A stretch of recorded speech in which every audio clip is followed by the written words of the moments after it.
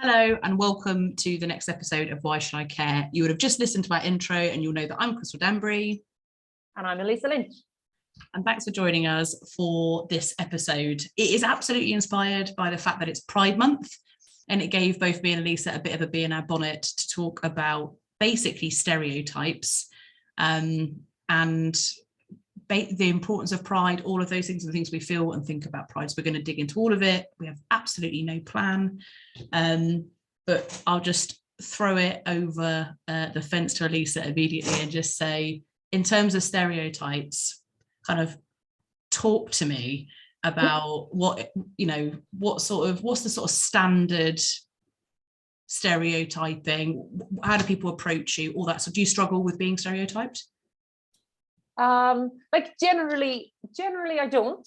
Yep. It's just I've had a few, I suppose, amusing interactions with people. Okay. Around my gender. So I am straight, cis, female, all that jazz, and I would I think fairly female presenting. Yes. All of that jazz, especially from this area here. The front. Absolutely well endowed. But I have short grey hair. And sometimes if people kind of glance at me quickly, they think I'm a man. And it's only happened since I've actually stopped dyeing my hair. Mm-hmm. I've worn my hair this short quite a few times over the years, and it had never happened before when my hair was colored.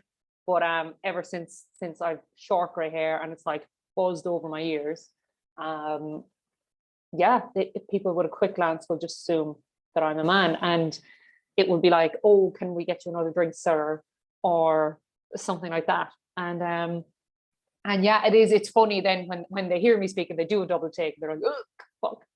So that's it's always entertaining because I'm waiting to see, will they correct themselves? Will they just try and hope I didn't notice? Which, depending on the scenario, I will either let them know I've noticed or maybe I won't. Never backwards and coming forwards, as my nan says. Yeah. Yeah. Well, like the second last time it happened, I was with my partner, who was a man, and we were in a pub in the north of Ireland, and when we went in and sat down and we were going for a bite to eat, and the woman behind the bar was exceptionally rude and unwelcoming. I was like, Jesus, this is fairly uncomfortable. Hostile, yeah. It was really hostile, and now we weren't sure, was it like the area we were in? For people listening who aren't familiar, it would, like, we were in the north of Ireland. It was marching season. It was July. We're from the south of Ireland. I was like, oh, maybe it's our accents. Not really sure what the story is. We were in a very Protestant area at the time. But then she came over to take our order, and then when she asked, "Oh, what would you have to drink?" and I answered, and when she walked away, John turned around. He was like, "Did you hear what she said to you?" And I was like, "She just asked me if I want a drink," and he said, "No." She said, "And what will you have, sir?" And I was like, fuck, I just didn't twig it. And then she came back, and I was really like, "Oh, thanks so much." I was really trying to the highest voice. Yeah, like, I'm a woman. And I saw her do a double take. And next thing, it was like a switch went off, and she was hyper friendly, couldn't do enough for us, hostess with the mostess. And I was like, she thought you were a male gay couple. She thought we were a male gay couple. And I'm like, if you can't handle me at my male gay coupleness, then you fucking can't handle me straight either. Fuck off. It's just like, I was raging. I was so annoyed. I was like, this is not cool at all. So yeah. Ridiculous. Absolutely ridiculous. So go on then. Tell me what's your experience of stereotypes or assumptions or any of that jazz? Well, I think based on my I would say like my ultra mum look, because that is what I have been wearing for the last near decade. it is really, really interesting to me that the minute I say I am supportive of Pride, for example, people immediately assume that I'm an ally. You must be an ally. Must I? No, I am an absolute raving member of the community. And it's really interesting, I think, dealing with the stereotype, not only in the straight hetero world, but also dealing with my stereotype in the gay scene too. So in times where I've had a girlfriend, I have looked too straight. I've been asked to leave gay bars because I don't look gay. You're not queer enough. Not queer enough. And I really distinctly remember being in a bar called the Saracen's Head. It was in Aylesbury. I was there with my girlfriend we would have been together something like 3 years by then. And you walked in the bar and there was like a sitting area and then the bar, and then there was just like this tiny dance floor that we would all cram into because it's like the only gay space, any safe space that we could all go and be. And I walked right and I had a powder, and I was like really small at the time. I had a little fitted pink gorgeous dress with like little pink heels. And I was living my best life. And I sat down and the hostility in the room was like, you could touch it. It was in the air and I couldn't quite suss out. And I'd had loads of this before. Couldn't quite suss out what was going on. And then I had a couple come up to me and say, we think you should leave. And then the timing was so beautiful because as they said, clearly you don't belong here. Gemma walked up and said, babe, do you want a drink? And I said, yeah, I'll have back in the day, WKD, stylish. Oh, yes. I used to have a red and a blue and put them in a pint glass because I knew what class was. And they literally, and I didn't say anything to her. She did that, wandered off, and they just looked at her and looked at me. And they said, is that your girlfriend? I said, yeah. And they were like, oh.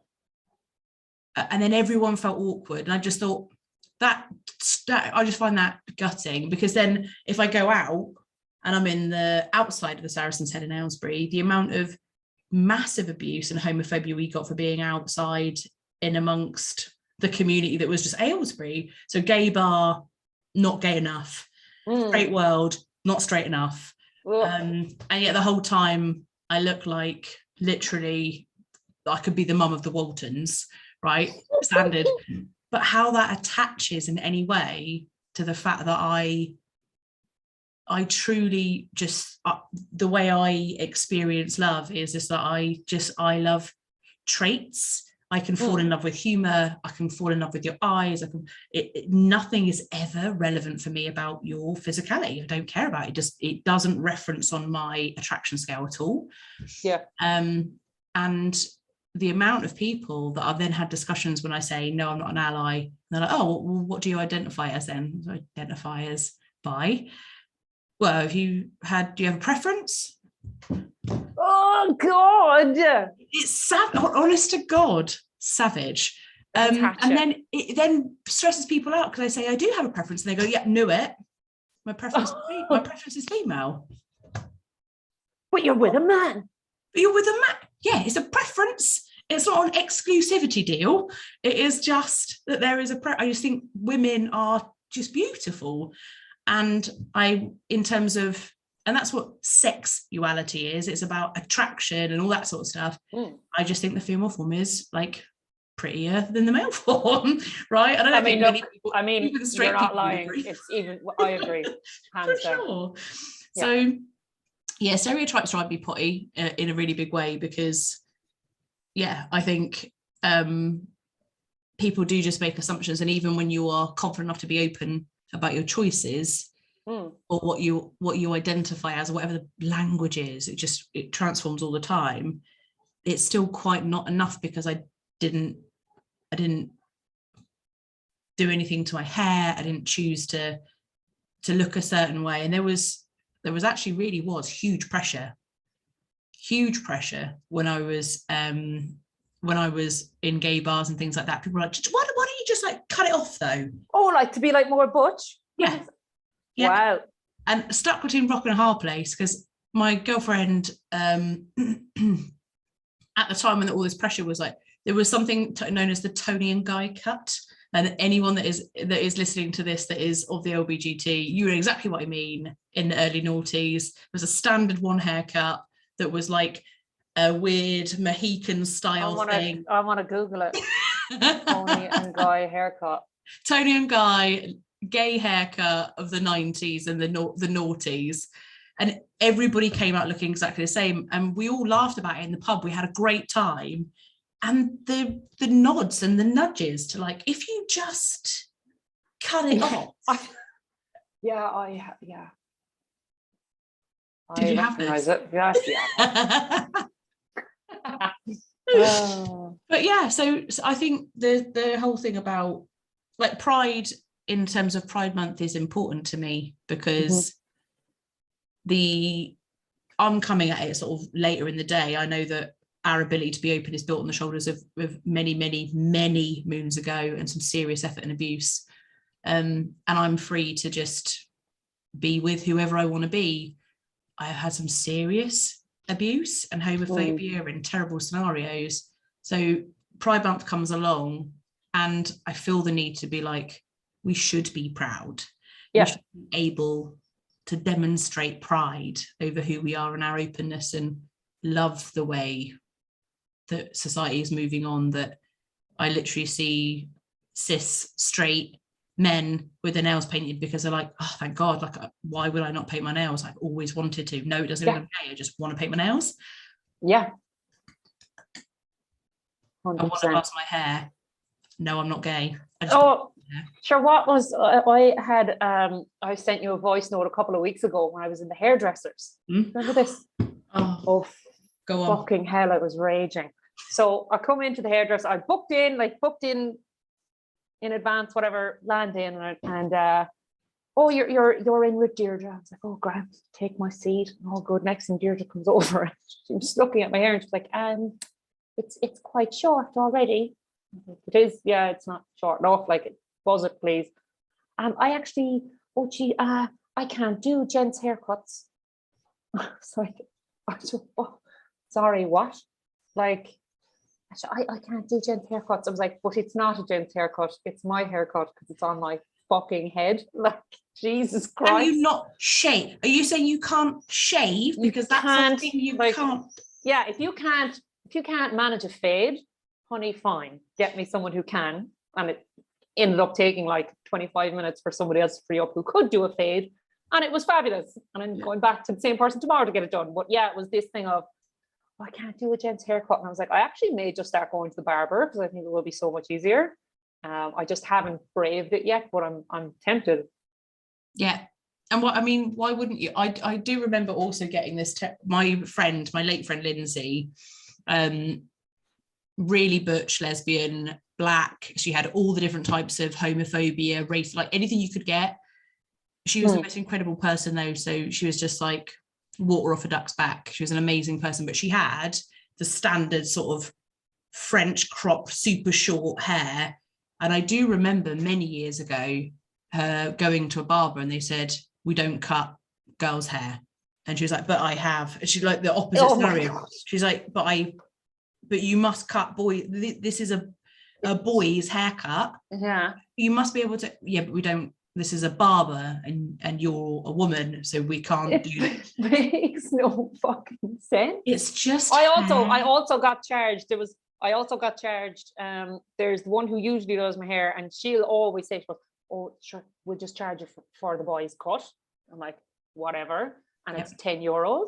But then there's another one who charges me 45. That's a big difference because it's not. I'm getting a gent cut, but I'm not a gent. So it's, I never really get the same price. It depends on who cuts it. Whereas it should be short hairdo. If it's a short haircut that takes 5 minutes, and you're going to be back in 2 weeks, it's a tenner. Could be. You're getting a lot of tenors out of me, guys. Right. Whereas I get the foot. I say get it. It annoys me, but I also only get my hair cut probably once a year. Right? Yeah. So I understand them being like, you're never coming back, basically. So we're at least going to get 50 quid out of you. No, they literally know me now. Like I don't know. Anyway. Outrageous. Outrageous. What so in terms of, you already said like cis straight woman, what does Pride Month mean to you? Does it matter? I usn't really take any notice of it. Yeah. I suppose I did a lot of my kind of growing up adult wise over in Sydney when I lived over there. I moved there when I was 20. They do Mardi Gras like in a big way. So for a long time it was like, oh yeah, like it was just like party, parade, glam, and it just didn't resonate with me that much. Even though I had gay friends, it was just like, yeah, we're just going to go extra mad for this weekend.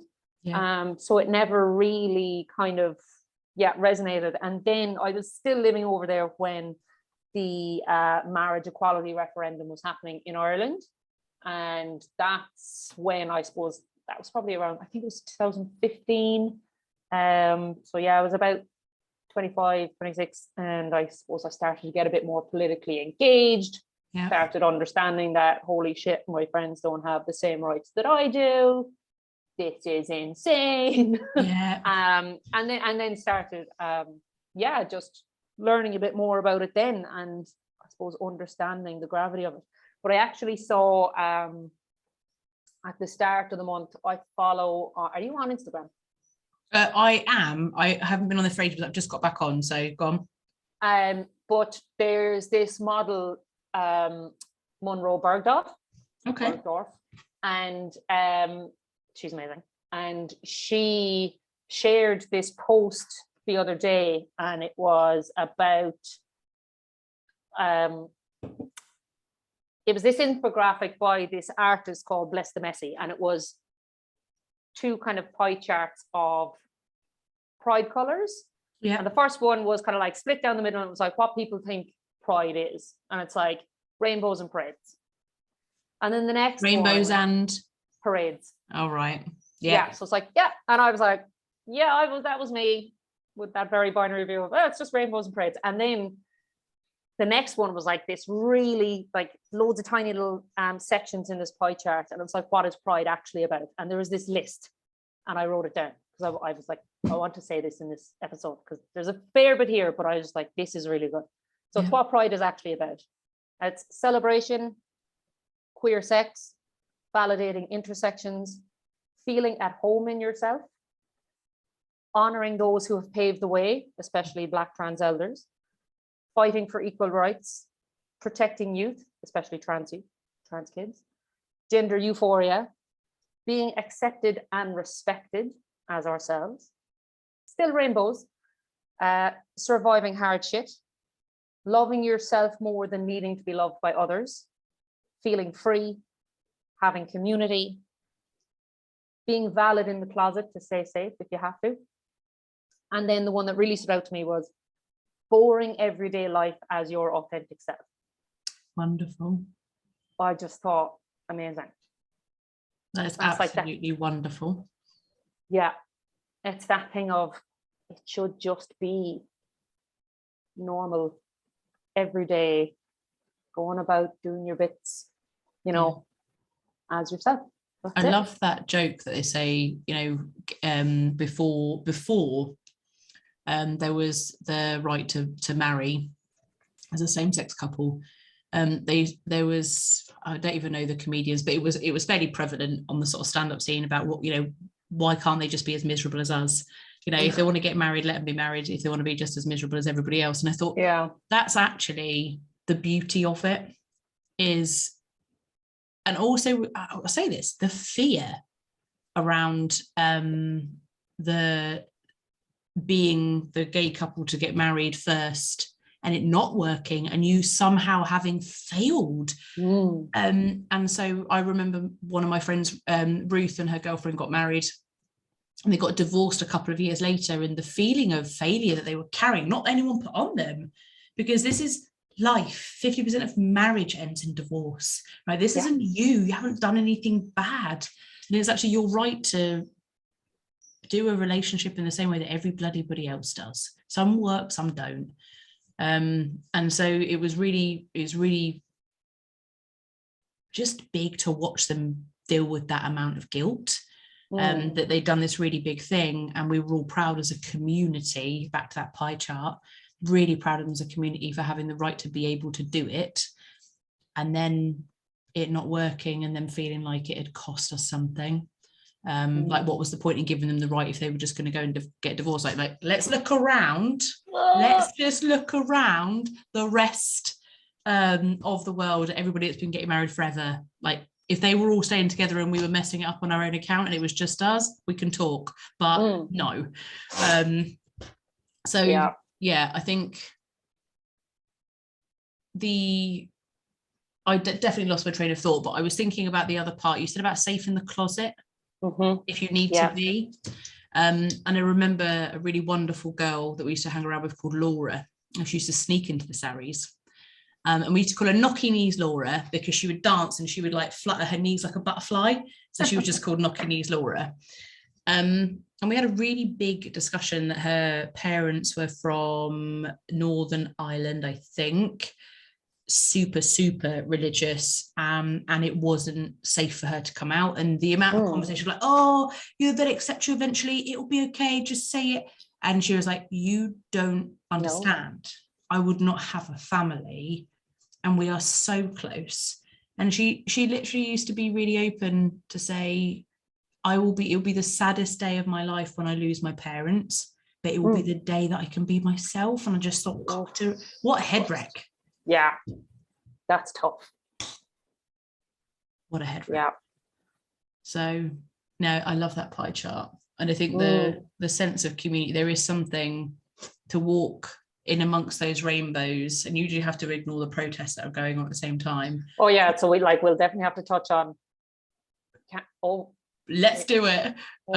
Let's do it. But I think that walking in that parade and knowing that it doesn't matter that you look like, head of the Waltons, or it just doesn't matter if you're an ally, member of the whatever. Everybody in that moment is just saying thanks for being here, and thanks for sort of swelling with pride and allowing the world to know that we're here and we're happy, here, queer and happy, and we are just being ourselves. And actually, the saddest thing you have to say out loud is we don't mean any harm. We don't want to offend anyone. It's sad that it does offend anyone. It's ridiculous. But it does. And we're not here to do anything other than just love the people that we love, and that's it. Like, let's move on. So I think I'm going to look up that pie chart. I'm going to keep it. I'll send it to you. It's so good. Amazing. Well, let's talk about the protests. Let's do it. Yeah, let's do it. I think it's important as well around like Pride Month that and especially like for straight people or allies or whatever it is, like we can all be like, love is love, and it is, but also the queer community is in fucking danger. Like, that's on a placard, they are in danger. Like, and you want to talk about safety, like people are not safe. Yeah. Which is insane. And like, I know it's increasing in the UK, it's increasing here, attacks on the street and all this kind of stuff, and it is insane. It's insane to me that people can't just, there are two rules: mind your fucking business and don't be a dick. That's it. Like, man, can you imagine if everyone abided by those rules? Those are the rules. I don't understand what people don't understand about the rules. But these are them. Find them in the show notes. So like, we should call the podcast that. We should. Mind your business and don't be a dick. Yeah. But yeah, and even like over the last week here in Ireland, there has been, so our national broadcaster, RTE, Radio Television Éireann, is the equivalent of your BBC. Yep. And on one of their radio shows, one of these talk back radio shows where people, ring up about every fucking moral panic under the sun. Yeah. This week they spent 3 days solid on this show platforming transphobia, basically, gender criticality, like all this, like on our national broadcaster. And it was like, can we not actually do this? Like, it's insane. and Dublin Pride Committee or organisation, like RTE, the broadcaster, is a national sponsor of Dublin Pride, and they've actually had to break. The Dublin Pride came out and they were like, of course, it's LGBT, like our trans community are part of our community, so like this is ridiculous. Sorry, but bye. Like, oh my god, and the fact that it was allowed to go on for so long, and then it's under the guise that we're just asking questions. No, you are not. You are dog whistling, and people are getting beaten up on the You're street. inciting hatred. 100%. And it's like, this is not, people's existence is not up for debate. Like, you cannot debate whether I am here or not. You cannot debate what I identify as. Yeah. You cannot debate me as a person. Yeah. So like, why should you be allowed to debate trans people? It doesn't make sense. I just don't, none of it makes sense. Yeah, it's been a rough week in Ireland this week for the trans community, for sure. Man. Yeah. I can't imagine watching anything like that on television and it being allowed. It was radio, but it's like, it's one of the most, it's one of the most, it's like your BBC One radio or whatever. Yeah. Like, it's wow. mainstream. Yeah. I think this is one of the really interesting things about having influence, and that you can use, if you have any form of audience, forget how or where or why, you can dog whistle whatever. There's just such a lot of weight and you can basically exploit your position, and it makes me so nervous and so sad that people give an epic amount of audience or have acquired over years epic amount, and they can just erode people's values. They can impregnate thought. They can dog whistle. I love the phrase dog whistle, because the amount of times that I have been sat somewhere and I'll say this, and I can see somebody on a table is triggered by the fact that we are sat there, or I'm with my friends or my absolute best friends in the world, married for 13 years. Carla and Lindsay was the witnesses at the wedding. As I mentioned, lost Lindsay last year. But you could see people triggered on a table, and it takes one of them on that table to then dog whistle the others. Dog whistle, and you can see it happen. Sometimes it takes hours, and the more beer they have, the easier the dog whistle. And you're like, and that's a small example of like a table of 4 people that are bothered, that then will absolutely harass. Stick it on a radio with thousands and thousands of people, and then put them in the scenario again where they are, you're growing a seed that is just filthy, and it is against those 2 rules, right? Just the fact that they could go out and then think it's acceptable. I heard it on the radio, so it must be okay for me to breathe this hatred in a pub, a restaurant, the street, a shop. No, it's not. It's just, it is nothing to do with anybody else other than, absolutely, as you say, the individual. I make a choice. And actually, break it down to that. It's not a choice. Like, oh my God, it's not a choice. And it's like, they're not being trans at you. Yeah. Like, nobody's being gay at you. Yeah. Like, it's just, oh my God, let people live their lives. Yeah. Like, absolutely. They're not doing any harm. And what do you think is going to happen if you look at somebody that's trans? You're suddenly going to be like, you're going to catch it or what? Don't be ridiculous. Come on. We are grown-ups. Grown-ups. Don't be such an idiot. Yeah, absolutely drives me bloody bonkers. And I think I read a really amazing post. I shared it, and I can't remember who the guy is. There was a guy, there was a post on LinkedIn, and it showed this really incredibly hard-hitting conversation, a picture even, sorry, I just have a little flash up there on the screen. And it was a like a middle-aged black guy holding a Ku Klux Klan thing. And it said this guy had befriended hundreds and hundreds of members of the KKK with total love, broke bread with them, including some, I don't know what the high priesty sort of guy, whatever the top is, including, that's it, fuckwit. That's the one. And had broke bread at the house and debated like the stones of the man his existence and why it was valid at the table of somebody that genuinely thought he should never be born and had befriended, and the hundreds of people, hundreds of members of the Ku Klux Klan had given their robes to him, quit and handed the robes. And it really does make me think about how powerful and how much love you have to be like, I know there is good in everybody, and I'm just going to have to get to it. I'm just going to have to change them for the greater, because I don't think the amount of people that have given maybe my friends abuse, like family, my uncle is gay, like the amount of abuse I have just seen and experienced. Could I break bread with them to discuss why I should exist, or my uncle should exist, or my niece has just come out. She came to our barbecue this weekend with her girlfriend. Why would I debate that she should, like, I don't have enough internal calm to do what that man did. I remember seeing that on LinkedIn after you liked it, and I read it and I was like, my brain cannot compute the grace and decorum of that man to do what he did for as long as he did. And I was reading the start, it's like, and he went there, I was like, you're in danger, get out of there. And you're actually in danger, you put yourself like, oh my God, you are in danger. Yeah, amazing how many of them he got out of there. Yeah, absolutely amazing. Yeah, I think that, and maybe it comes back to that dog whistle part, is, you know, I just hope more people like that man get to the dog whistlers of the people that are inciting transphobia, biphobia, gay, you know, homophobia, all that stuff.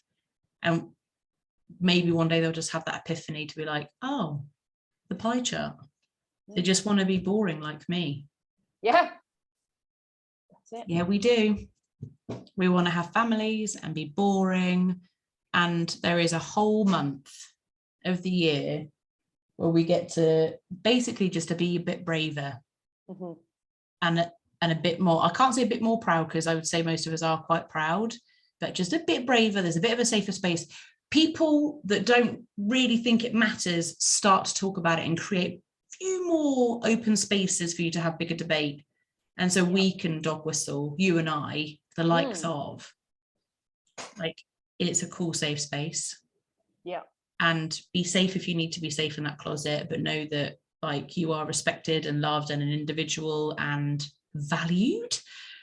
And there is a whole community that will welcome you with open arms. Like, it's such an important time. Maybe June is our dog whistle period. Like, we get to dog whistle. Dog whistle community for goodness and kindness and love. Yes. And fucking rainbows and feather boas. And a little bit of leather. Why not?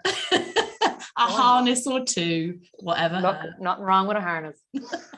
Oh, amazing. Well, what do you have any closing thoughts for a Why Should I Care About Pride Month? I suppose closing thoughts, we didn't really touch on the workplace and brands and logos and all of that stuff. There's so much we could go into. And I suppose, should we do a part 2? Oh, maybe we should do a part 2, because there is that whole bit around psychological safety, psychological health and safety, and how those are two different things, and how what we need to do in our workplaces, not just in Pride Month, but all year round. And by the way, with all our huge listenership, if any person running a business out there is listening to this and they want to put up their little pride flag for Pride Month, this is the start of the clock for the whole year of things you're going to be doing, actually doing, to help inclusivity in your workplace. And I want to hear about that then next year. That's what your post on LinkedIn will be about next year, not just we're changing our logo for the month. This is what we have been doing. Yeah. Not just that's the little nod to the workplace there now. And our, like, this is a worky type podcast, I guess. She says, drinking beer. Well, do you know what? I think that is that's my dog whistle. That's your dog whistle. That is conclusion enough. I don't want to add anything to it. There will be a part 2, because I think there is so much to come. So if you are listening to this, thank you so much for joining us. Do join us again for part 2. We will put in the post when that will be, but Elisa's going to take us on a whole journey about all those amazing things. Yeah, we can't wait to spend more time with you. Thanks for joining us. See ya. Bye.